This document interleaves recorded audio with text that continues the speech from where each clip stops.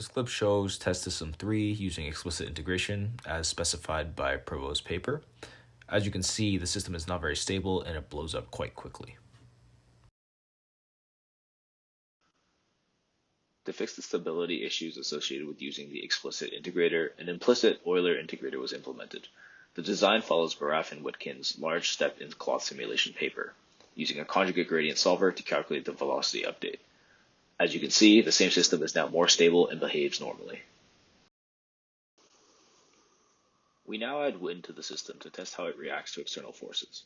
Clearly, the simulation acts like a cloth in the wind. The top edge sags a bit between the two pinned particles, while the rest of the cloth catches somewhat like a sail in a convex shape.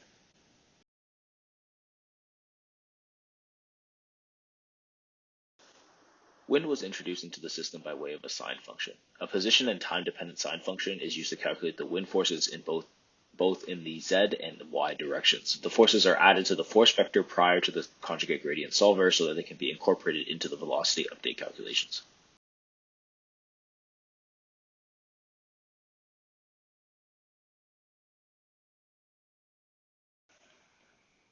Next, we have test system 4. This is simply to show the behavior of the cloth when the four corners are pinned.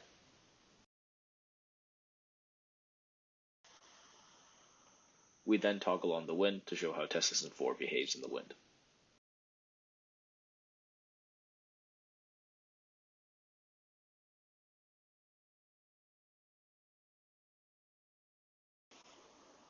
In addition to wind, simple collision detection was also added to show how the cloth reacts to collisions with objects. Here, a cloth falls on a sphere, covering it. It comes to rest similar to a real cloth. There are creases along the edges and at the corners. The crease along the edge of the cloth collapses in on itself, as self-collisions were not implemented. That being said, the shape prior to the collision remains lifelike. Adding self-collisions will be a good extension to this project. The sphere is test system 5.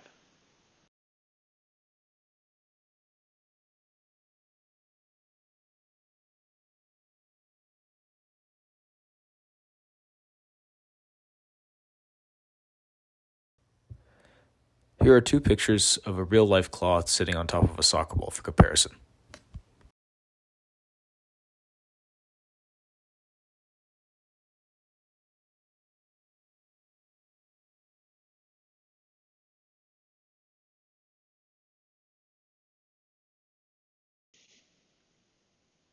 Up next, we have test system 2, and this shows a cloth on a table. This is a similar collision detection to the sphere, but simply on a different shape.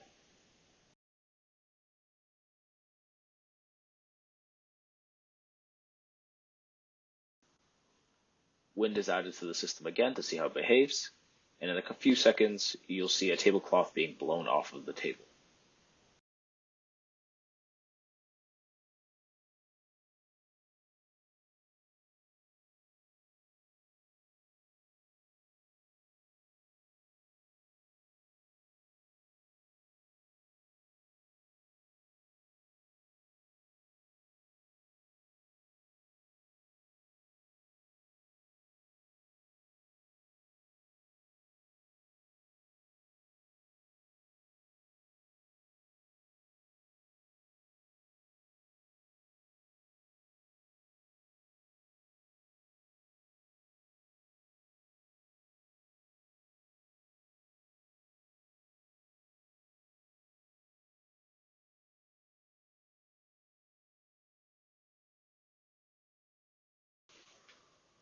Here are some additional clips of the table system using extra flexion springs to reduce the bending in the cloth.